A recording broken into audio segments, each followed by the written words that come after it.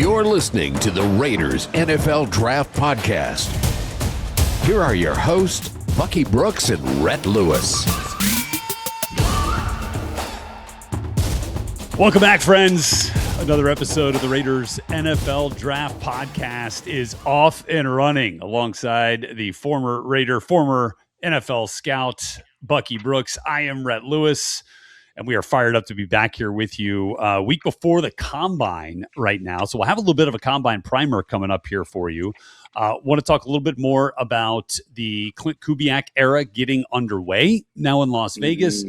But I feel like in this episode, because we're going to get another glimpse and another opportunity to know Fernando Mendoza, number one quarterback in this year's draft, number one on Bucky Brooks's top 5 quarterbacks list, number one on my list as well. Raiders hold the number one pick. You get the gist here. We're going to make the case for Fernando Mendoza. Bucky, great to be back with you, man. I got to ask you, though, because your top 5 positional rankings come out each and every year on NFL.com, and you have some updates throughout the draft process. But for this first one, man, take us behind the curtain a little bit and what goes into putting those rankings together, and then we'll get into what some of them look like.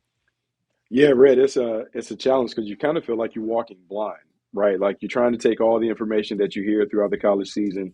You're trying to have a starting point. You get the preliminary list, and then you begin to work to have your own thoughts and opinions on how these guys should shake out. And so even though you're talking about the top 5, you probably have to look at the top 10 of every position to kind of sort out who's who and what's what. And it's funny because you don't work for a team, so you're trying to have a general view of the traits and the characteristics, the production and the projection of how these guys can play. But it's always going to change when you get into a room and you work for a team because it's based on your team, your system, the environment that you're bringing them into. So I kind of call these rankings, they're like snowflakes. 32 teams are going to have them rated differently based on what their set of criteria is. Yeah, and look, and that's the tough part, right? Because you're evaluating off what you see, you're also hearing things, and you're trying to put all of it together to, essentially put out the best list possible. And like I said, through the Combine, through Pro Days, you'll have some updates here and there, and there's some slight changes, but for the most part, all this stuff comes from the tape work that we all do each and every draft season and throughout the year. So let's start right there and let's dig into the quarterbacks in this positional rankings, this first edition of the rankings that you have out there right now. And look, obviously, the Raiders and Fernando Mendoza are going to be connected right up until April 23rd in Pittsburgh, Pennsylvania, when they go on the clock officially from Roger Goodell. And look, it's certainly expected at this point that Fernando is the pick, but there's a lot of thought that goes into that. We're listening to Clint Kubiak, on his introductory press conference and in all the media obligations he had afterwards. He has to get to know Fernando, right? I mean, you can't just say like, sure, it's great. Like, yeah, he's the guy. Let's turn in the card right now. I mean, yeah, you got to make sure it's a fit. You got to make sure you like what you're seeing, what you're hearing from him, and some of the exposures that you're going to get. Combine will obviously be a big exposure there. But let's start with that piece of it, right? Because while John Spytek and Tom Brady and everybody in the personnel office have been doing their due diligence, Clint's now getting into this thing with Fernando. And while I don't expect that to change the thought process all that much, like it's an important voice that has to weigh in on this thing, especially as the play caller. Yeah, because of all the positions on the field, the quarterback is a leadership position. It's a relational position, meaning relationships matter between quarterback and coaches, quarterback and teammates. How does he get along? How did his teammates receive him? And how does he handle adversity when it comes to continue to be the leader? The thing about Fernando is you go back and you'll look at all the people that he interacted with, not only at Indiana, but at Cal. At Cal, he had to deal with a level of adversity. Who was the Fernando Mendoza that the Cal people know? What was he like? How did he handle the tough moments? Then you'll take that and you'll kind of weigh that against, hey, who is the version of Fernando Mendoza that Indiana knows? The kid that showed up, the kid that was the transfer, who knew that he would become a Heisman Trophy winner, but how did he handle the process? How did he develop connections with his teammates? How did he take over and assume the role as the starter? How did that leadership play out throughout the course of the year? And in the game's biggest moments, How did he handle all those things? Those are the things that Clint Kubiak wants to know before he even gets to Yeah. the evaluation. And then it comes down to, hey, what does Mike Shanahan, the offensive coordinator from Indiana, what does he say about him? How does he process information? What is his learning style? What is the best way to get him going? Is it walkthroughs? Is it on the board? All of those things. So there's a lot to unpack. At the end of the day, we all feel like Fernando Mendoza is going to be the pick for the Raiders, but there is a little bit of a courting session that has to take place. They Yeah. got to date a little bit before they get married.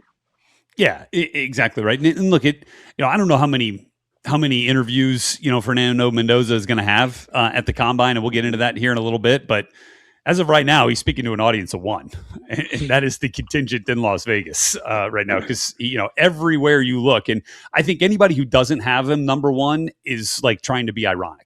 Like they're trying to stir something up hot take wise. I don't think you can make a legitimate case after all the bodies of work that are in now. And we'll get into Ty Simpson and Carson Beck and Garrett Nussmeier and Drew Aller in just a minute. But the case for me with Fernando, I'm going to lay it out for you this way, and then I'd love to get your thoughts on this. In baseball, you talk about 5-tool players, right? Guys that are like the rare unicorn players, right? This dude is a 5-tool player. He can hit for power, he can run, he can throw, the arm strength, like all that stuff. Fernando to me is like a 10-tool quarterback. Like the toolbox is stacked. Okay, like you can't. It's like you're in the shed and like you can't close it. Like you're trying to get those clips on. There's just too much in there right now. So here are a couple of the things that stand out to me about Fernando. Number one, does not play scared.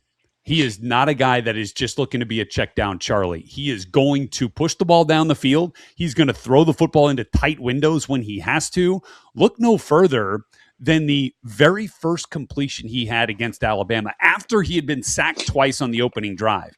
He comes in after the 2 sacks, tight window throw back across his body to fit that thing into a tight window to Elijah Surratt, and then got it going, got the drive going. Go back to the Big Ten championship game. That very first throw where he gets absolutely, lambasted by Caden Curry from Ohio State, who will see his name come off the board in this year's draft. Yeah. He fit that ball in, kind of going back across his body there, just because he knew that's where the ball needed to go, and he knew he had the talent and the arm strength to get it there, and then took the hit. Toughness is obviously a big deal right there. And I'll skip ahead to toughness because it kind of plays off that hit he took at the Big Ten championship game. Comes out for a play, comes right back in, right? Got the wind knocked out of him. He's like, okay, I'm good. Everything's back. We're ready to go. You go back to the Iowa game. Watch the runs he made. Watch the hits he took in that game and the way he got right back up. I tell you, that game right there changed something for me with Fernando because you hadn't seen him hit as much like that, like he was in that game, and his teammates flying down the field to pick him up off the turf. Like he magnetized himself to his teammates in that situation. So toughness is obviously there.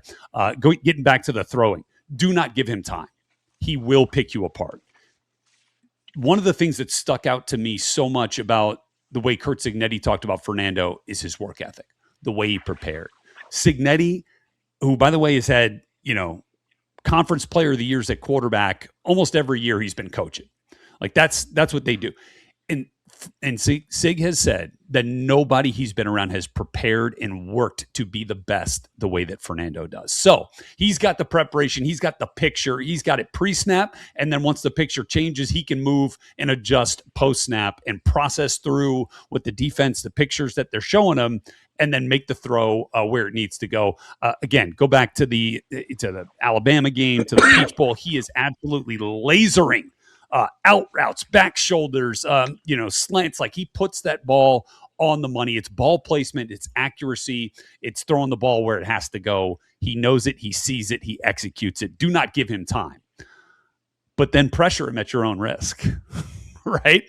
Like the zero pressure stuff that he faced, again, at Iowa, he got hit a couple of times, but then when his team needed it the most on that game-winning drive, he pounds a couple of throws, right down the pipe to Elijah Surratt for the game-winning touchdown. Obviously, Penn State at the very end, he's getting, just absolutely sandwich sacked between Dennis Sutton and a couple other Penn State Nittany Lions, and finds Omar Cooper in the back of the end zone. We've seen it time and time again at Miami. They were pressuring him nonstop and was still finding ways to get the ball to Charlie Becker and to get the ball down the field.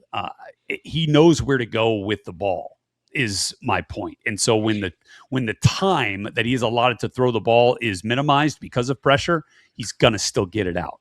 He just understands it, and he's got the toughness. He can go off platform too. Like, I've seen him go Air Mendoza, Bucky. I've seen it a couple of times. He had a beautiful throw on the run, on the money to Omar Cooper in the Alabama game in the college football playoff. One of a number of throws where he can kind of go off his back foot when he has to, not because he wants to, but when he has to. And then obviously the mobility. The mobility, you saw it on the greatest play in Indiana football history. The 4th and 5 quarterback draw for a touchdown against Miami was incredible. Teammates love him. He's a quiet leader. He's got quiet toughness. He doesn't need to be loud or boisterous or show you. You'll see it. And guys gravitate towards him. I just feel like you could go on and on, Bucky, with the tools that he has at his disposal. Now, are all of those things like elite? Maybe not, but plenty enough to be a high-level quarterback in this league. So what's interesting about Mendoza, like going all the way back, and this is what the scouts will do. They'll do a deep dive. They'll go all the way back to Cal, and they'll look, and I'll look in his background, and I'll see 3 years at Cal, business major, graduated, 24 starts at Cal. He had 10 games of 250 plus. That ties in with Aaron Rodgers, and everyone knows what Aaron Rodgers has become. Completion percentage at Cal was 66.4% over his career. And when I looked at him, because I think it's important to look at what he did at Cal, quick rhythm thrower, crushed RPO game, flash fakes, seams and slants, accuracy on the move, sprints, bootlegs, scrambles, extend plays, really good in the pocket, anticipation, timing. And I always tend to write down what are the routes that show up over and over and over again. At Cal, it was deep corners, deep outs, back shoulder fades. When you go to Indiana, and I'm like, look, very good touch timing, anticipation. But it changed from out breaking to in breaking routes. Digs, glances, seams. The back shoulder fade continue to be a big thing. Two things coaches always talk about, and this kind of bodes well because I'll say this, he's not transcendent in terms of his talent, but coaches always say there are two things that we look for: accuracy, decision making. You can't dispute the accuracy, the ball placement. He puts it in the strike zone. He continues to make big plays on time, on target.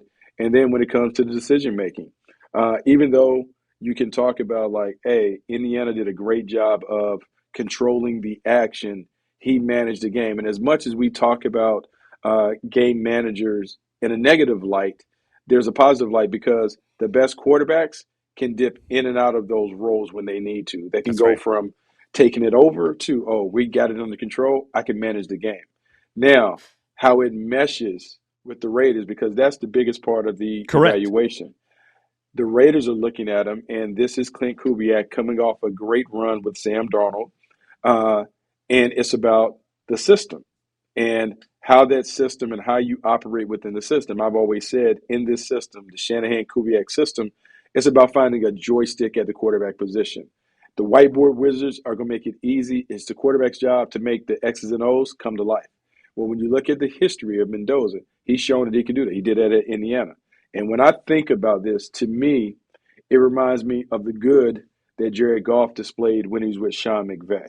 And people can have polarizing opinions on Jared Goff, but Jared Goff is a 4-time Pro Bowler. Jared Goff has led a team to a Super Bowl. And I think for most, when we talk about the number 1 overall pick, can you envision your quarterback doing that? So when you mesh Mendoza with Kubiak, I begin to believe that the Raiders brass can envision the confetti falling on their quarterback if they put him in the system and surround him with the playmakers that he needs to be who he's always been throughout his career. And that's really what's critical when it comes to how this looks 3, 4, 5 years down the line. I think those are great points that you make, and that's great, history of who he is as a quarterback going back to Cal. I mean, you could even go back. Bruce Feldman wrote a great piece, out there on his high school recruitment right? And how he was a dude then, and just people just weren't seeing it. They were over enamored with, well, maybe he doesn't have, maybe he's not the four-star arm strength, maybe he's not the 4-star body type, little skinny, maybe he doesn't have the athleticism. But they overlooked the fact that he beat two of the biggest high schools in South Florida while he was at Columbus, and continued to make plays for his team. And I keep coming back to his focus, his preparation, and his work ethic, and the way his mind works. Because you talk to the Indiana staff, like I have, and without question, his superpower is his brain. And that is where he is most elite. And that's what they will tell you. Chandler Whitmer, who was at Indiana this 1 year with Fernando as his quarterbacks coach, now the quarterbacks coach for the Tampa Bay Buccaneers, said that, he would put together a notes package, right, every week, detailing the game plan, each play that's up, and then each look and each adjustment that he might have to make with each play call, right? 7-8 pages of notes that Fernando would then go over, and they would go over together. And when Chandler would talk to Fernando about that notes package, it would come back to him like, yeah, he understands the concept. He understands the looks that he might get, but he's also like, he would recall it back using the language that Chandler would have written it in.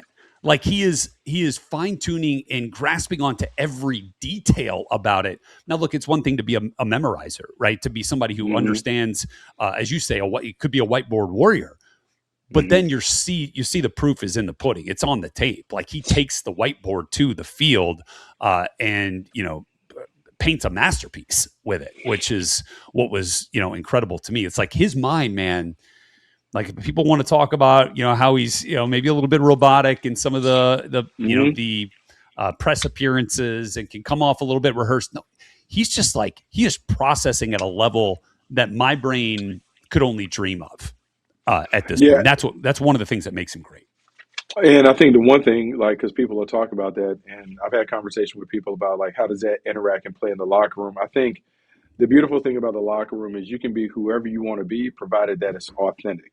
And so if Fernando skews maybe more on the side of being nerdy or bookish, that's fine if that's who he is. It's just a matter of he doesn't need to change when he gets to the league and try to be something that he's not. He appears to be very comfortable in his own skin. And I think that will play out as people begin to understand him and as his teammates are like, hey, that's how he gets down.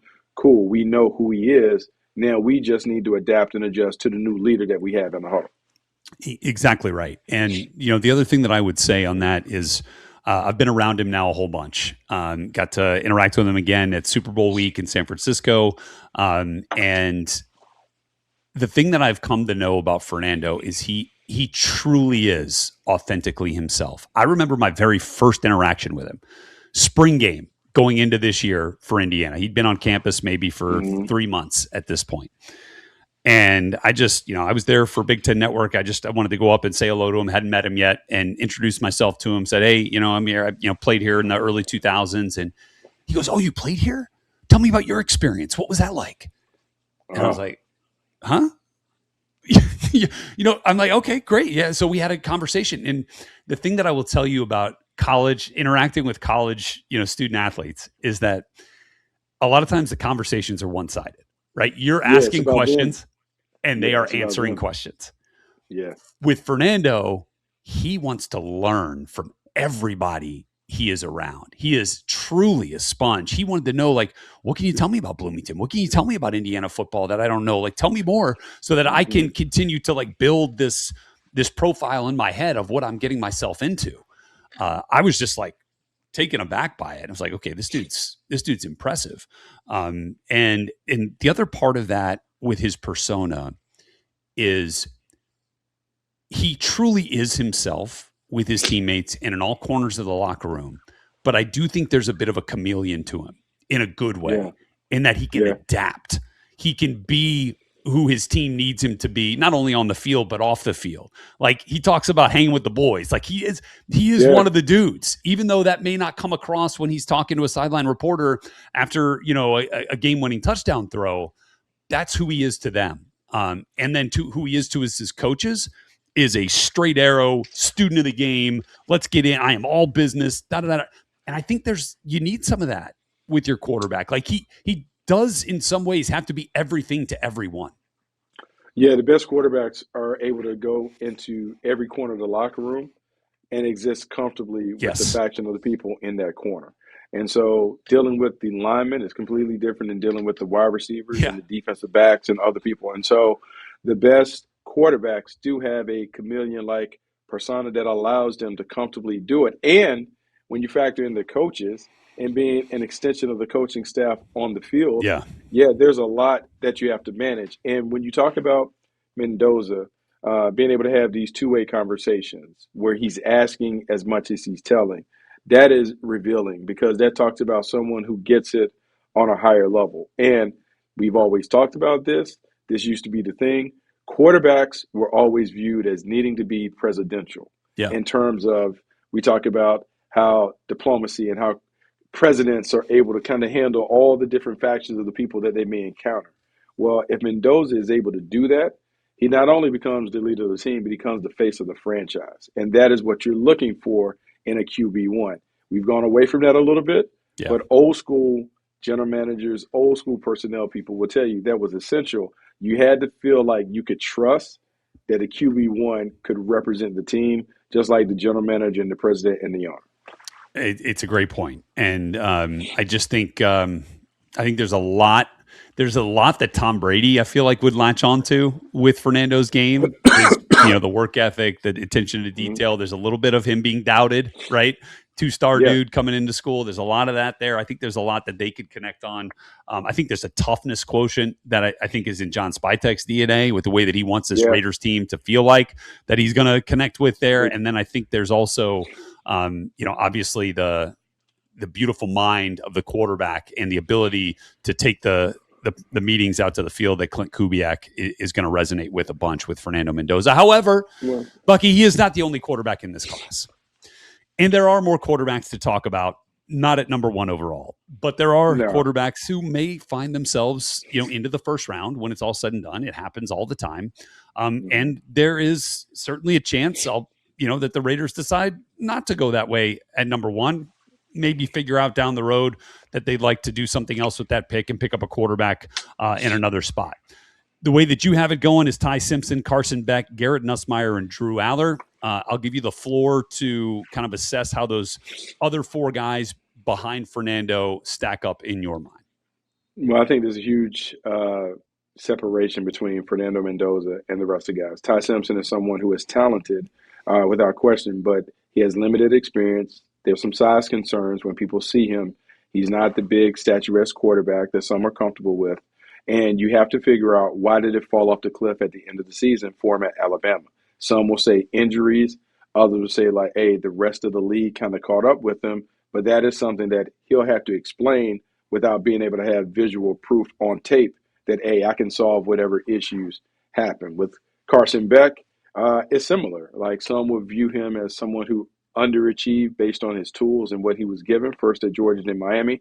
There's some good things to like on his tape, but he is another guy that kind of strikes you as a high-end game manager. If it's under control, he can do some things, but he may not move the needle as a prospect. Garrett Nussmeier, great season a couple years ago, but then you didn't see him continue to take the next step. Some of that is not his own fault, injuries and stuff, the personnel around him. They just didn't play the way that many expected them to play.